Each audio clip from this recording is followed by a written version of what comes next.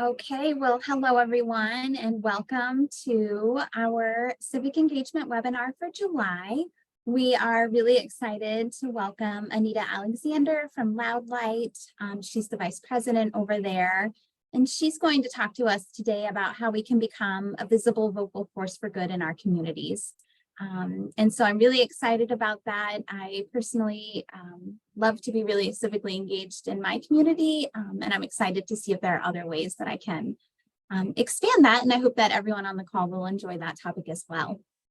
But let us first start with just a few announcements. So as a reminder, these webinars are hosted by the Kansas Volunteer Commission, and our role is to empower all Kansans to meet community needs through service.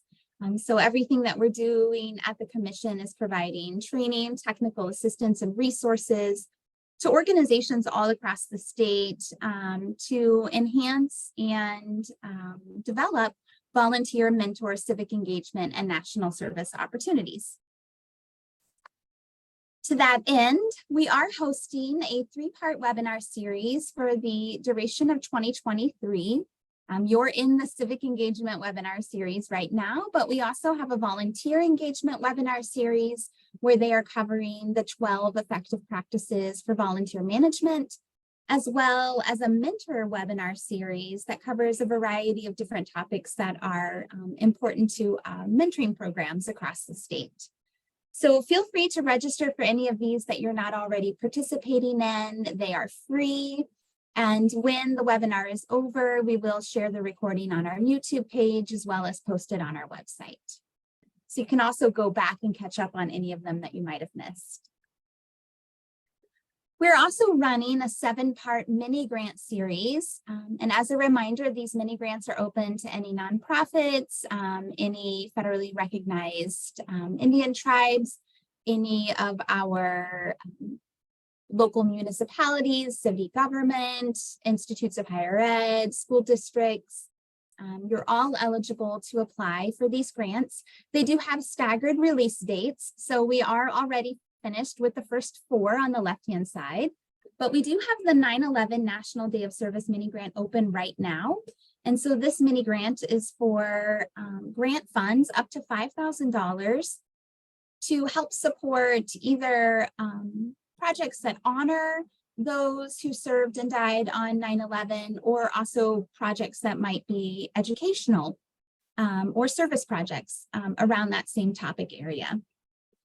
We'll have a very similar grant for Martin Luther King Day of Service that'll come out in October, but the grant that we have coming next month is going to be brand new for us. And this is our Rural and Indigenous Communities Grant. This grant is, as its name suggests, for rural and Indigenous communities, and it's to either develop or enhance a volunteer, mentor, or civic engagement initiative. So if we have anyone on the call that's representing either of those audiences, we'll be opening that up on August 1st, which seems unlikely because oh, no, never mind. I thought that was a Sunday, but it's a Tuesday. So we'll release it on Tuesday, August the 1st, and we'll be really excited to see what sort of projects come from that mini grant opportunity. And last, but certainly not least, we are really excited to announce that we're partnering with the Kansas Nonprofit Chamber to host the Think Big, Be Bold conference, which is for nonprofit and volunteer professionals. So we encourage you to visit our website at canserve.org, KANSERVE, and there'll be a tab that says Take Action. And right underneath that tab, you'll see the conference webpage. You can go there and find the registration information. You can find a sample draft agenda, and you'll also be able to find our call for presenters.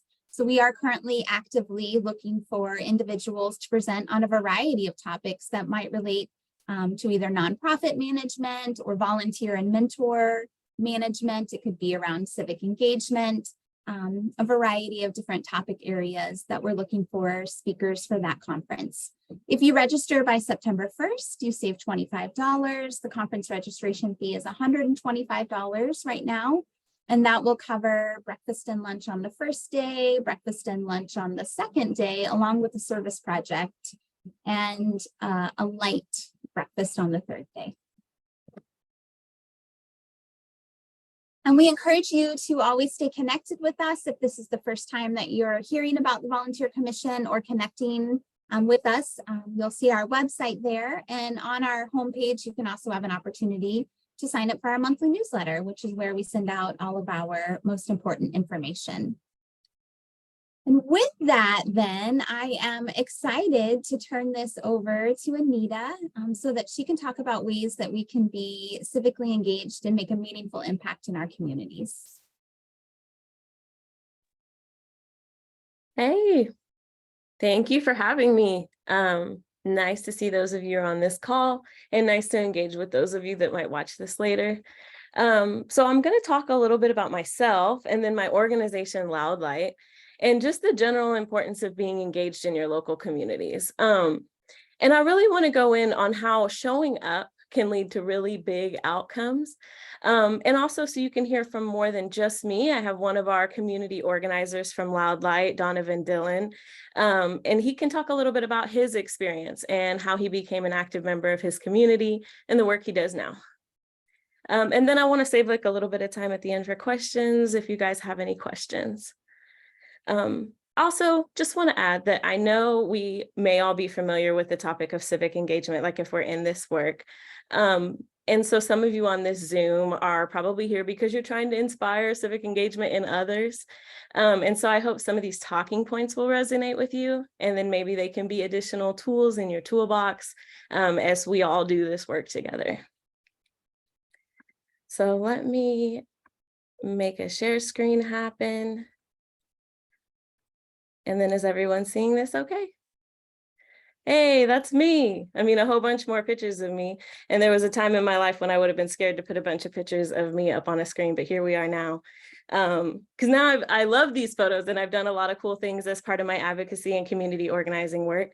So I am the vice president at Loud Light. And before I get into exactly what we do, I'll tell you how I kind of got started in all this. I actually went to college not knowing what I was going to do, and had a really impactful teacher who flipped the way I think. You know how you can hear something a bunch of times, but then if somebody says it in a certain way, you're like, oh man, that really hits, or I really heard that, or it really stuck with me. And she taught in a way that these ideals of policy and the way things were flexible and changeable, and we could do something about them with collective action. And it really reshaped the way I thought about this type of work and made me really want to get more deeply involved. One of the examples she used was about social contract theory, and how we all just agree to a certain set of rules as a society to follow. And for example, if we all unanimously agreed that things at Walmart would be free, and the police agreed that things at Walmart would be free, and security, everybody involved, we all just made this group decision, everything was going to be free, then it would be, because that's the power of collective action. And we often don't realize that we have that much power within ourselves when we come together. And so kind of reshaping the way I thought about these things was really important to me moving into this work. So, then I did some stuff for the city, some stuff for the state, and then I came in contact with Davis Hammett, who's our president over at Loud Light, who really got me hype about direct advocacy work and some of the work that Loud Light does. So I came on as our program director about 6 years ago, and now I run our fellowship programs where I work with students at universities all over the state to engage them in their communities, teach them about legislative policy, give them tools so that they can be advocates. So that's a little bit about me. And now I'm going to talk a little bit more about Loud Light. For the people on this call, are you familiar with Loud Light? You can do a little reaction emoji. Yeah, I'll take it. That's cool. So I'm going to get into kind of the scope of our work. We are a civic engagement organization that focuses on voting rights. And that means a lot of things for us. So it's hard to really sum it up in a sentence, but I did come up with some main points to kind of go over with you guys. And one is this direct engagement work is working directly with people through our fellowship programs, through our community organizing teams, through doing public events just like this one, producing materials to like aid people.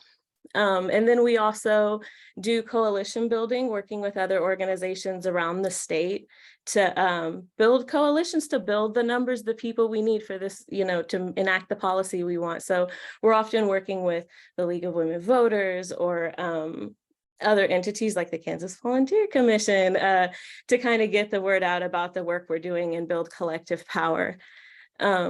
And so even other nonprofits, schools, libraries, community groups are all part of our like coalition building work.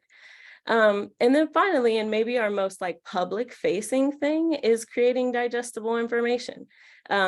If you're familiar at all with public policy, you know it can be like messy and hard to understand, sometimes purposefully so, but it can be hard to know exactly what's going on at any given time, or be able to keep on track with things and stay followed up with what's happening in your local community or in your state government. So one of the things that we do that you may have seen is make weekly recap videos during the legislative session. And it basically is like a little 3 to 5 minute video that explains what happened in the previous week of the Kansas legislature, which is such a gift, even to me, someone who does this work regularly, because it can be very hard to keep up with and to follow and to have it presented in a very short way that's like succinct and understandable.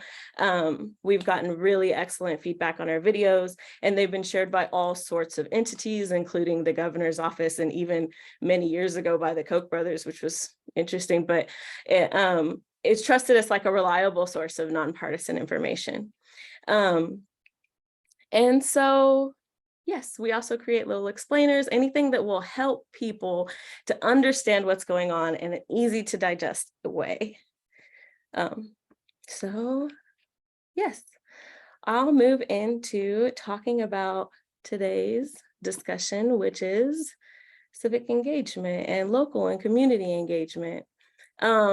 So let me just ground us real quick in talking about this. Like, what is civic engagement? Why does it matter? What does it mean to be engaged? I would often wonder, and I think people still do now, why we all seem to care about the same things, but we don't see those things reflected in policy. Like, how many times have you heard like an overwhelming amount of people support this, overwhelming amount of people want this, but we do not see that reflected in our government or in our local communities. But it's also part of understanding that we have to increase the visibility of our issues and the understanding of our issues so that we have that collective power to make an impact on decision makers. And community engagement is the way to do that. It's the way to network with your neighbors, build community, build power. And so it's this remembering the same thing my teacher really sparked in me, that everything exists as part of a system. Like the room, think of the room that you're sitting in right now.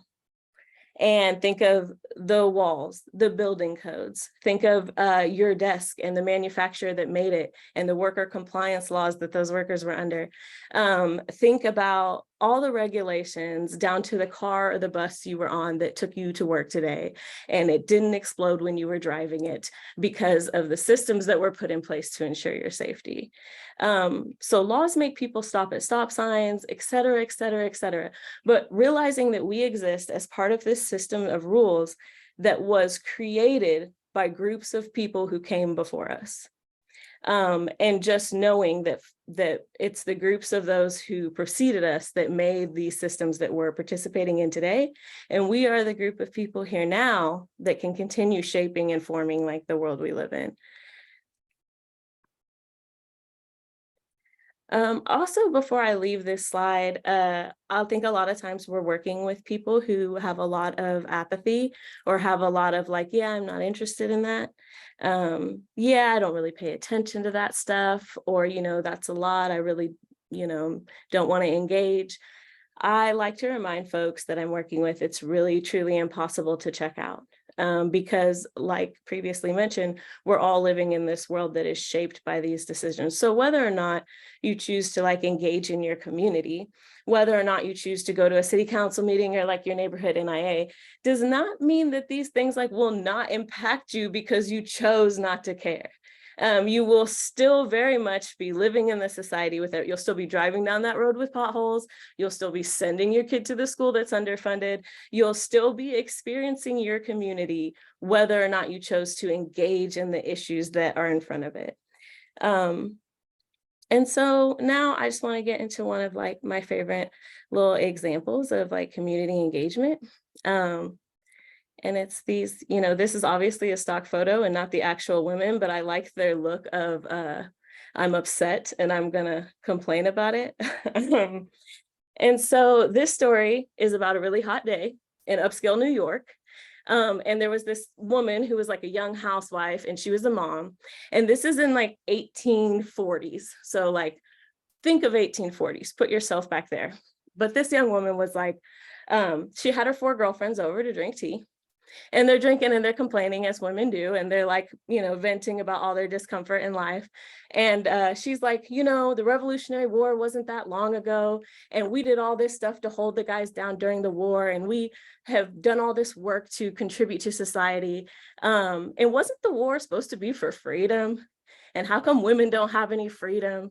Even though they've taken all these like tremendous risks, not only throughout the war, but like throughout every year after. And so this woman, her name was Elizabeth, and she like, despite everything, was like a big patriot, America girl. And so she really wanted like the new republic to succeed. And she thought like, well, the new union would like benefit from having women play more active roles in society. And then of course her friends are like, yes, that's so true. Sips tea, like, yes, you're right. And they talk about all these issues that are going on. And so this was definitely not the first group of women to like sit down and complain about the way things were, but they were the first group of women to actually plan and carry out a specific large-scale program. And the planning that they did is actually marked as the beginning of the women's rights movement. And so knowing that these conversations that we have together are actually like the catalyst for the change that we want if we turn those conversations into action. And so those women weren't playing around. Right after, like 2 days after they had tea together, they picked a day for a convention. They made a list of all the things that they thought were, a mess and needed to be worked on. And they called this convention, and they said it was to discuss the social, civic, and religious conditions and rights of women. And that took place on July 19th in 1848. And again, these moments that started out with just a community conversation, a group of people with shared values, was the mark of a large movement. And I think it's important to understand that all of the rights we have today came out of local and community organizing, down to the Civil Rights Act, down, equal rights, women's rights, workers' rights, anything with rights after it was done through local and community engagement. So just like little reminders of crazy laws regarding women. So married women became legally dead in the eyes of the law. Married women were, of course, not allowed to vote. They had no property rights. Their husbands had legal power over them, to the extent that they could like beat them or put them in jail with like no consequences. And also women weren't allowed to have professions like medicine or law. They weren't accepted into schools, so they couldn't get an education. But that was like our reality at that time in the 1848. And that was, of course, different situations for different women, because for women of color, it's a whole different story. But understanding that these big movements come out of small change. And our history and our laws are shaped by these community actions and the power built when we unite behind our values. So movements start with just people having conversations. Yep, this is people drinking tea, people having conversations. Should have switched slides sooner. And then here I want to talk about, we've mentioned some of these really big things like voting rights, labor law, equal rights, but realizing that when it comes to community, you have the most impact at home, and the things that are happening in your local government are things like your schools being funded, the potholes you hit on the road, whether or not your drinking water is clean, how much of your income is going towards your taxes, and realizing that these very close to home things are the things we actually have the most power over. I'm going to go ahead and stop this share because, I'm all out of slides. Uh, but hopefully, that message resonates with you. And I encourage you to share stories of community organizing with the folks who work with you, and really reminding people that we are part of a very moldable system that we continuously work on and improve as we advance democracy. So now I'm gonna switch gears a bit, and I'm gonna talk to our organizer, Donovan, who was kind enough to join me here today. And I want to take a bit to introduce Donovan and have him introduce himself, and then ask some questions about his work so you guys can get some insight from him about the work that he does and the experience he's had doing local community work.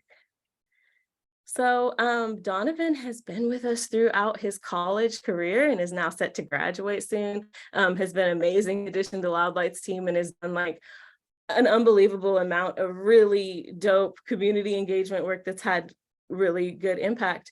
But Donovan, take a moment to introduce yourself. Yeah, hi everyone. Thank you for that introduction, Anita. My name is Donovan Dillon. I use he, him pronouns, and I'm a junior at KU studying political science and sociology. And I'm also Loud Lights organizer for like Topeka and Lawrence. And outside of that, I do a lot of work around like LGBTQ plus issues and Black issues. Yeah, I've been with Loud Light since my freshman year of college, but I've been involved in like the organizing activism bubble since around I was like 14.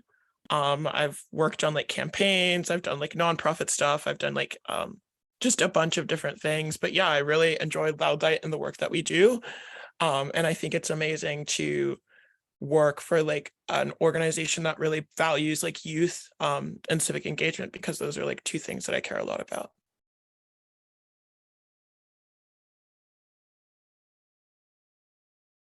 Now let me get back to the appropriate screen to unmute myself. Thank you. And so I want to first just ask you, like, what brought you into this type of work? Yeah, that's actually a great question. So I used to be like a very, very shy person. This was like elementary school, going into like middle school.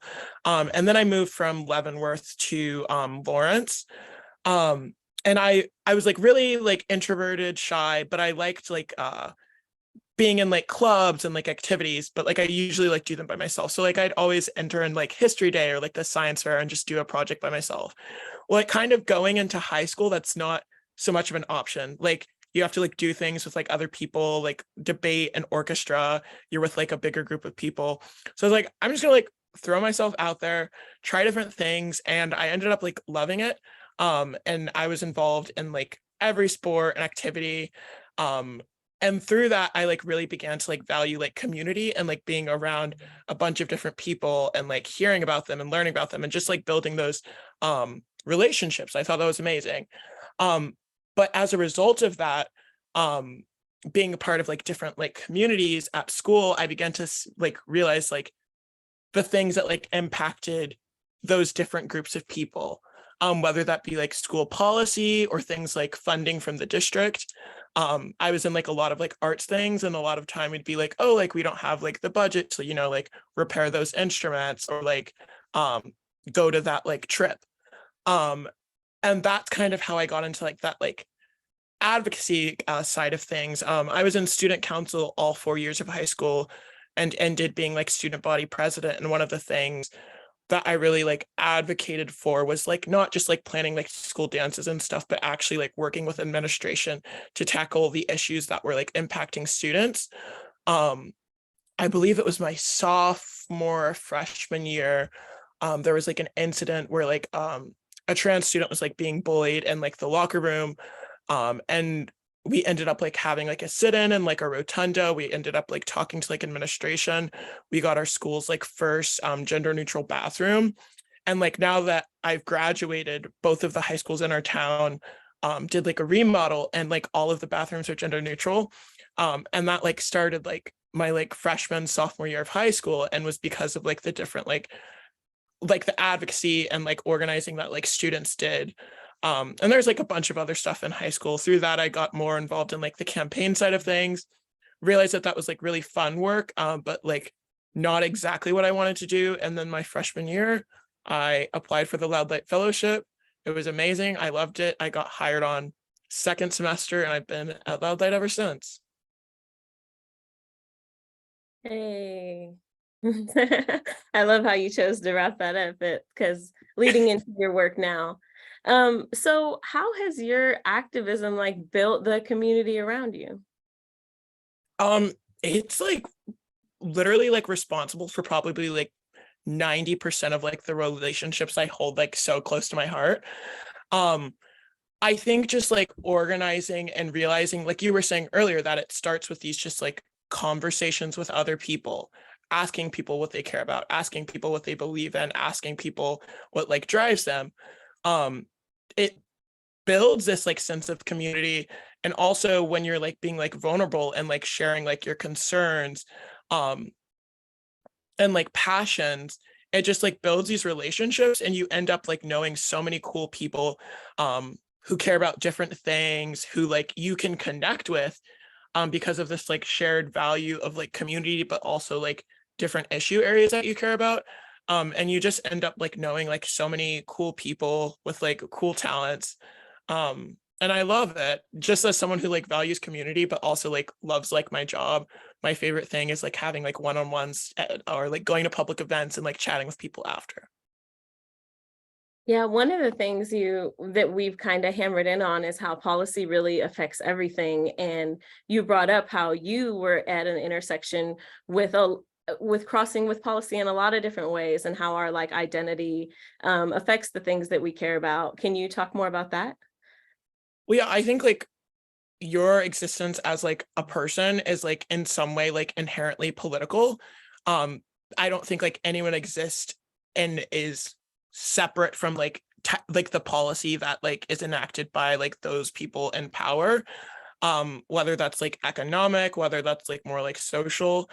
um and I think that's like why like organizing is like such an important like skill that everyone should have, whether you're like planning like a brunch with friends or like advocating for like your city council. I think it's like something that like everyone should have in their toolkit and have like a basic understanding of, because it's like so important for like any type of change that you want to see. um and you really can't like remove yourself from like this like political world that like exists.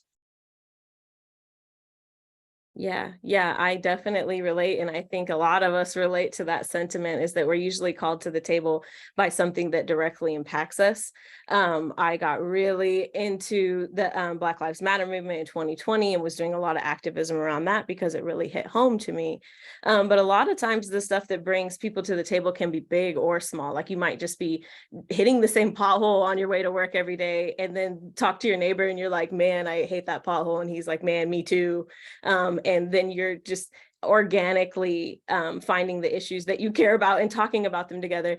And in this work, and you mentioned when you started that it was in high school because of some issues that you were upset by.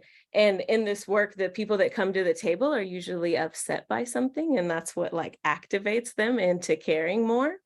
And then quickly realize how interconnected everything is, and it's very hard to care about one thing. And so I may have been super into voting rights, and so I started getting into advocacy, but now I'm very into all workers' rights and equal rights and Medicare and access to healthcare. And so it's kind of takes you down a tunnel of just being a more engaged, more caring and active citizen in your community.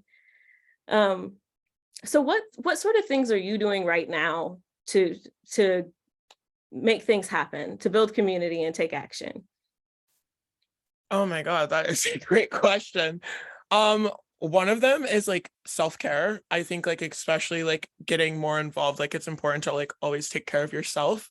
And that's like something I've been like dealing with since like always just like being a pretty involved person.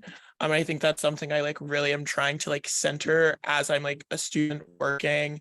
And just like like you were saying, I care about like a lot of things, but also like not like stretching myself too thin. But like in regards to like a lot of the work that I'm currently doing, I'm like this legislative session, I followed LGBTQ plus policy and was a part of like a big like statewide coalition. Um, and that was like a lot of work, just because of like the policies that were like being talked about. And a lot of them were like not great policy for like LGBTQ plus people. And like I've been doing since then, some of those bills passed, just like public education events. We've done like a lot of events with like the ACLU, and they've all been great. I was just on a panel like the other day, and it's also just nice to like educate people, bring them some like comfort, and just like have everyone kind of like on the same page about like where we are in our state around like that type of policy.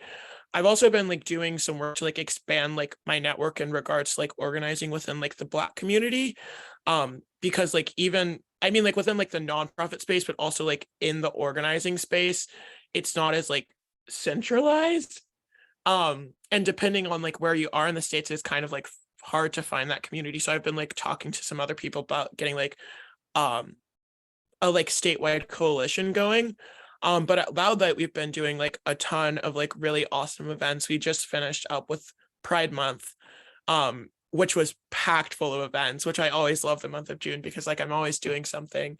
But we also have our community action teams.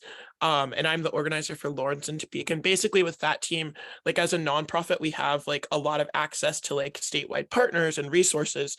But we really do want to support like change on like the community level. So in Lawrence and Topeka, I have like a team of volunteers where I provide them with like trainings and resources to implement change on the local level. And one of the things that we're going to start working on more is local like election policy. So like expanding like language access, and like the number of like polling locations and hours, and my team is like super excited to work on that. And those are just like a few of the things that like I've been spending my summer doing. I didn't even realize the need for like additional voting access until I got into this line of work. And that's another thing about like discovering issues as you become involved. And that's another thing I got really deep into water and the water issues in Kansas when as this session. And so you kind of find the things that are really important to you as you move through the work. What advice do you have for people wanting to get involved?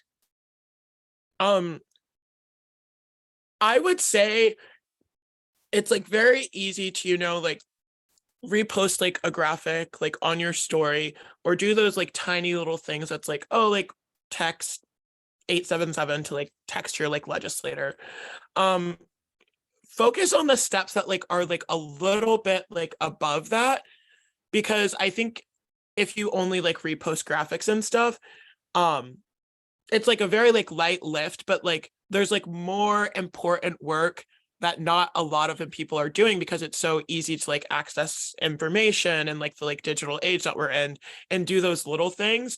But there are like so many different like nonprofits and groups that like need like volunteers to do like small like day-to-day tasks, or like more people to like invest just a little bit more time to get closer to their goals. So I think it's just like taking those like next steps to be more involved.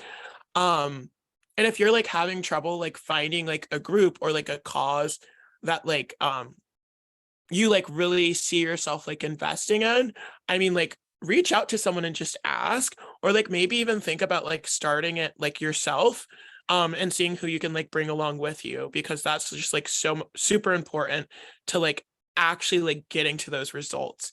And I know like at Loud Light, I know that we've done like a ton of like campaigns, and sometimes the difference between like actually like achieving our goal or not is just like a few more people who invest like a few more hours. And I think that's really awesome. And like organizing work is just like really fun. Like you're gonna like meet new people, you're gonna learn more about yourself, but also like learn from other people, and also like share the skills that you have, because everyone brings something to the table. And it's just like a really awesome and rewarding experience. I love that. I'll also add that you'll learn systems of power, and part of having an impact is knowing and understanding systems of power, is knowing like why I'm hitting that pothole, knowing why this road hasn't been repaired, what's going on with the city, who's actually in charge of these things, and learning systems of power so that you can have an impact. And to your point of taking that step up into the next level of engagement, like we can easily like share like a go vote, image on our socials, but it's a little bit of a bigger lift to get out and do something. And a lot of times in this work, I describe voting as like the lowest level of possible engagement. I'm like, that's the least you can do. Like, please vote. It's the least you can do. If I could have my dreams, you would like vote and go to, city hall. You would vote and go to the school board meetings. You would vote, and participate in your local NIA. And we would all see more communities that reflect our values, the more people like step up to be engaged. Yeah, something that I actually goes like right along with that. I was on a panel and we were talking about just like why our government isn't exactly like as reflective as like we'd hope it to be. And I think like voting is like super important and super awesome, and like that's like you were saying, like the bare minimum that everyone should do. But I think that like we have like forgotten that the people in office are there to represent us, and they can't represent us unless we are like actively engaging with them and the system. And the person that you want to be elected isn't going to be always elected, but that doesn't mean that they shouldn't represent you. Like we should be holding people accountable and ensuring that. So like no matter who goes into office, as soon as they're in it, they should be doing their job as a representative to represent you and your community's values. And it's your job to ensure that they're doing that, or working with them to like ensure those outcomes. I love that you made that point, because sometimes I'll use the reference of if your boss isn't at work. Like if you go to work and your boss is never there, there's never a performance review, no one ever really like checks on what you're doing. Chances are you're not going to do a very good job. But elected officials, like we are their boss. These people in positions of power, like we are the ones that are supposed to check on them and ensure they're doing what we want and what reflects our values. And so remembering that like we got to show up to work if we want our employees to do their job. Yeah, because especially like spending like, especially this session, like being in that building, these are like regular everyday people who most of the times, especially like career politicians, don't have like a background that gives them like any more expertise than you do in your day-to-day life. And a lot of times these are like older retired folks who like are pretty like well set, because being a legislature in Kansas doesn't pay very much. So they're like very like most of the times out of tune with like the policies that they're enacting and like voting on that directly impact you and your life. So if you're not like advocating to them and they're like, oh, like I didn't have anyone reach out about like this policy, then they're just like voting their conscience. And if it's not directly affecting them, then it's just a fun little game of either clicking a green button or red button. But it's going to directly impact like you and your life, and your day to day. So I think it's really important to like not view it as like I voted, time to check out, but like I voted, time to like check in and like be engaged. I love that. That's a perfect note to like wrap us up on. And then just open the floor and see if anybody has any questions. I have a question. Yes. For both of you, Anita and Donovan.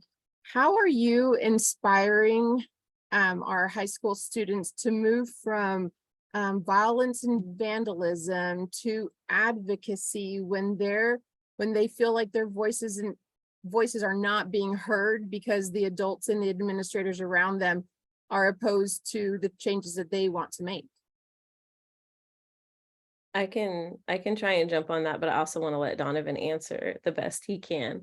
I think that it comes back down to those conversations, like, and really connecting with people and understanding their issue, and then giving them the agency to do something about it. And so that they know that they are being heard, that their experience is valued, that there is action that they can take to make a better community for themselves. And when they're looking around at the folks not doing anything, it's reminding them that, someone told me once that if you don't know whose job it is, it's your job. And sometimes it's your job to like take the steps to make the effective change that you need to see, but really not saying that in any sort of condescending way, but in an empowering way to like let young people know that like you can take action on this. Do you have a place that you already have set up that they can go to say, these are the steps you can take to get into advocacy? Not a step-by-step guide, but what folks can do is sign up with Loud Light, and we send out information about actions, like direct actions that people can take. If there's an opportunity to reach out to your legislators, if there's like a big bill being debated that they might want to testify on or have a voice on. But also, I think it comes down to working with individuals, because there's not no one size fits all, like, hey, if you want to be engaged, do A, B, C, and D, because we all have different things we care about. I've worked with students who really care about youth criminal justice reform and their experience in the system. I've worked with young people who are really focused on clean drinking water in Kansas. And so the answer for that question is like very different depending on who you're talking to. And I think that the conversation is where it starts. Thank you. Donovan? Yeah, in my experience, I think especially with like younger people, having been like a younger person who's like working nearly a full-time job at a nonprofit, and also like working in the legislature with like 7-year-olds who are like a little bit out of touch, feeling like respected and like valued in like your lived experience and like expertise, especially when like interacting with like adults, I think is like so important for like starting off on the wrong foot. So like if like a student like comes to you, or like an administrator, like having like that like respect for them, just as like a person can do like so much for like having like real conversations and like actually moving forward. And my other boss, Melissa, she has this like little like framework for like having like productive conversations, especially when there's like maybe like disagreement or like a disconnect.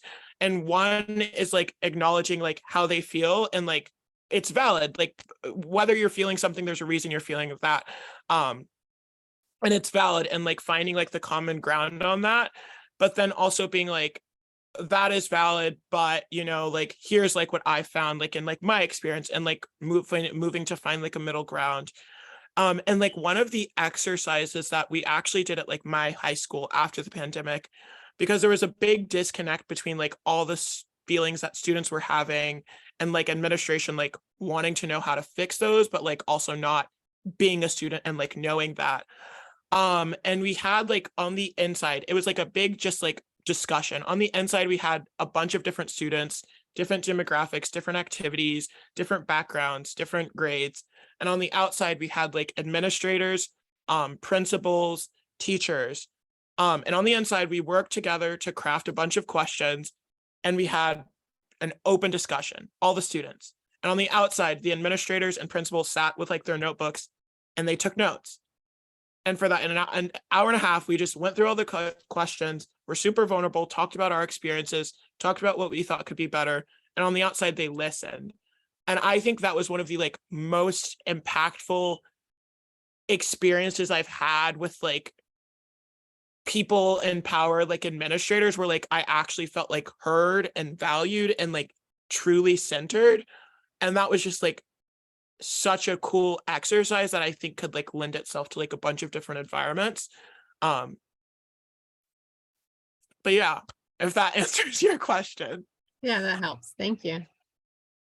I love that example. I think that should be something that, that's one thing we can take back with us, I think, in so many instances, not just in schools, but like you said, in so many ways across the board. And I think that would really help in people feeling heard. Yeah, because I mean, like feeling like validated does like so much for just like opening up and like moving past an issue. I think that exercise was like really, really cool. Thank you.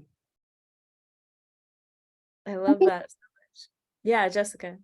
No, I was just going to say, I think that really speaks to the importance of being able to have civil discourse with one another. We fall into this trap of how easy it is on social media to disagree, but not have to listen to what other people are saying or acknowledge how they're feeling about something.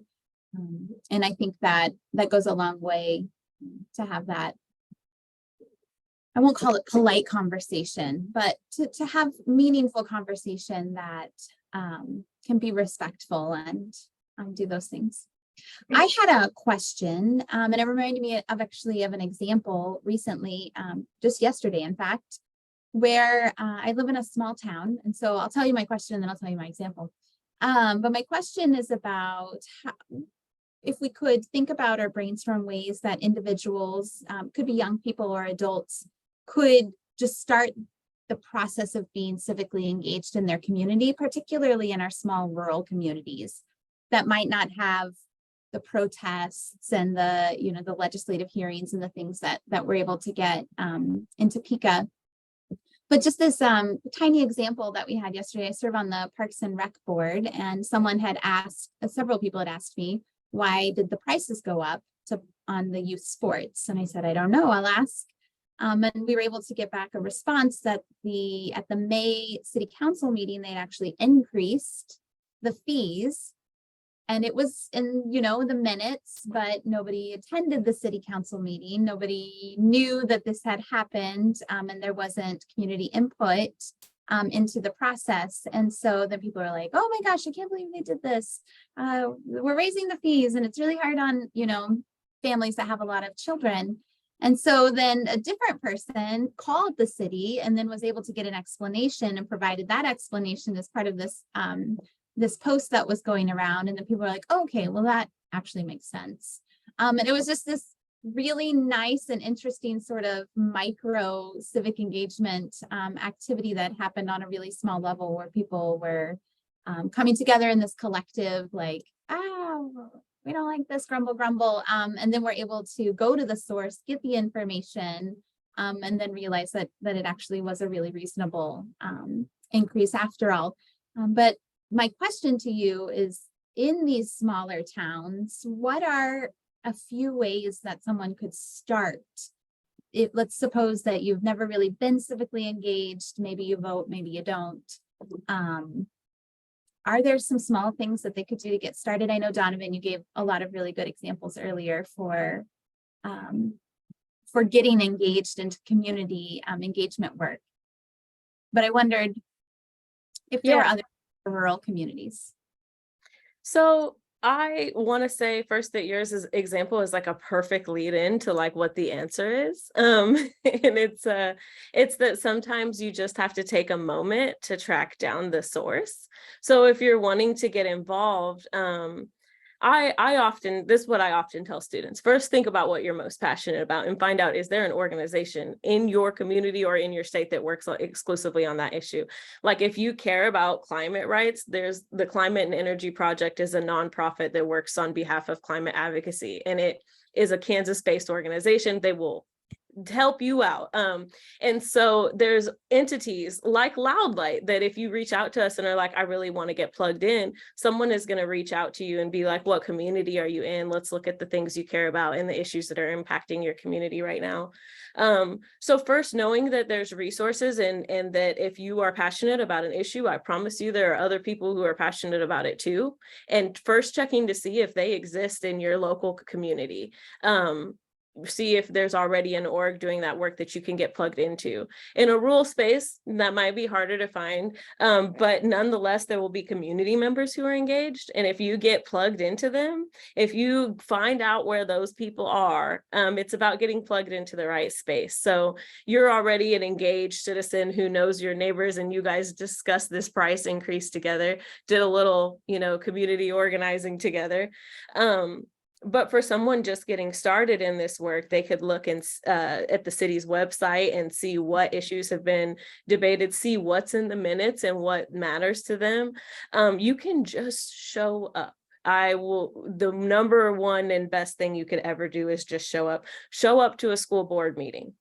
Show up to a city council meeting, show up to a city commission meeting. These are places where these smaller and more local groups have the biggest impact over your life. And by just showing up, they will know you because not enough people are engaged in these issues.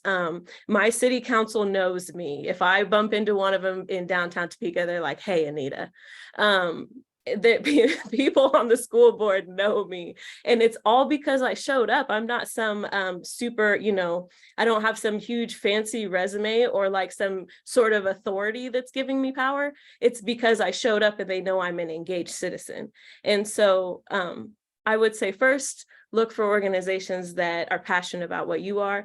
Second, look to see what's going on and just show up, and you'll find the other people who care and be able to link up with them. Yeah, I think like Anita's answer was great, but something that I've just like observed is like, if there is like community and people talking, something will usually like come about from it. So I think like a great way, and something that I love doing that also like isn't necessarily like attending a town hall or something that may not happen or might be like inaccessible, is like, I love going to the farmer's market on Saturday morning. And just like chatting with people, like, oh my God, like, how did you get into gardening? Like, oh my God, these flowers are beautiful. And just having like little conversations, because you like make friends, you like chat about things you care about. And sometimes it's like, oh, like I like work in like the community garden, like we do it on like this day. And then you kind of like build that sense of community. And I think it's easier to be engaged in your community when everyone feels connected. But then also something that I know that we have in Lawrence is we have like these like Lawrence like Facebook groups. And like you were saying, like when people like realize like, oh, why did like the sports fee go up? Like a space for people to just like ask questions like that. And if someone has the answer, they can reply with it. Or like someone who like might know where to find it can like help them. And it's like so easy to like make a Facebook group, add a couple of friends, especially in like a smaller town, have your friends add some friends. And then like it just becomes this place for people to like ask open-ended questions and like interact with each other. And then that's kind of like a just like small like organic way, and it's not necessarily like, like recruiting 25 people to go vote or like planning some like big event, but just like incorporating it into like a day-to-day way that's like really easy and accessible and not very like daunting or scary.